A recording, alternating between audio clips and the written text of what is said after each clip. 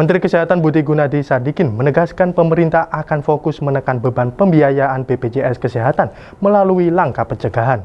Salah satu upaya yang dilakukan adalah memperkuat program cek kesehatan gratis guna mendeteksi penyakit lebih dini.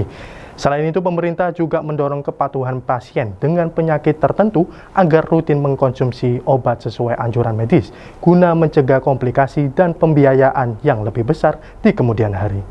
Kemudian juga kita melihat dengan adanya DTSN, bagus implementasi tahun ini, kita bisa melihat bahwa perlu dia lakukan review kembali dan realokasi agar pembelian subsidi ini lebih tepat sasaran untuk kepesertaan.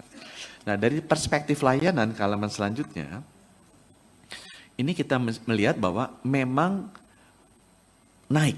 Jadi di satu sisi bagus, lebih banyak masyarakat yang mendapatkan akses layanan JKN, ya, akses layanan JKN. Kita memberikan catatan bahwa masih konsentrasinya ke FKTP, FKRTL, which is okay menurut saya. Cuma kita ingin ada peningkatan, terutama dengan cek kesehatan gratis, kalau bisa yang FKTP-nya peningkatannya tinggi. Sehingga fokusnya yang tadi yang kuratif, kita geser ke promotif preventif. Itu yang poin yang paling penting di sini. Kita menginginkan sebagai pemerintah untuk mengurangi beban kesehatan ke depan, untuk memperbaiki kualitas hidup masyarakat, kami pemerintah dan BPJS harus lebih mendorong agar orang cek kesehatan gratis, kalau darah tinggi ya minum obat terkendali sehingga nggak usah masuk stroke atau serangan jantung di ujung. Nah itu yang sekarang dengan cek kesehatan gratis tahun ini kita akan fokus ke tata laksana, bukan hanya ceknya saja. Tapi kita akan fokus ke tata laksana agar benar-benar masyarakatnya jadi sehat. Kita juga melihat beban penyakit kronisnya seperti apa. Ini sudah cocok dengan beban kematian, tinggal kita lihat kenapa stroke bebannya rendah, itu nanti akan kita lakukan analisa.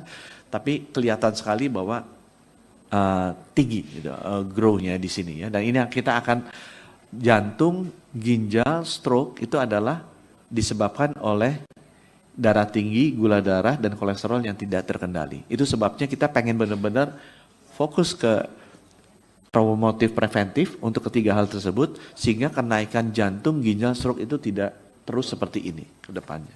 Ya.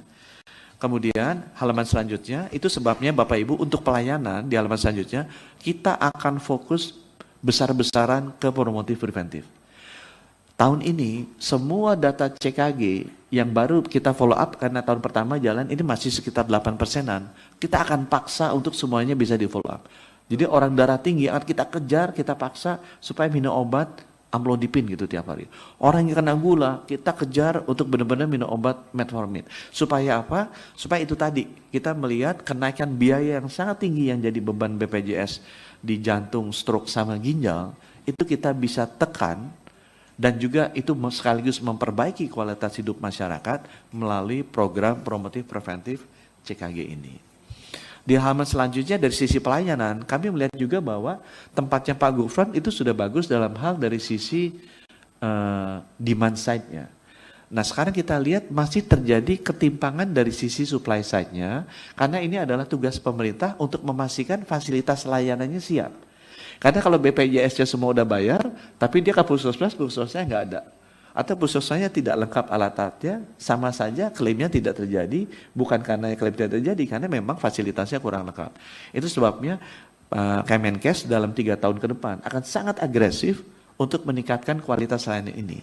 Kalau ada kenaikan bukan berarti banyak yang sakit. Orang yang tadinya sakit tidak terlayani, sekarang akan menjadi terlayani, dan kita harapkan coba halaman 12 tadi, halaman 12,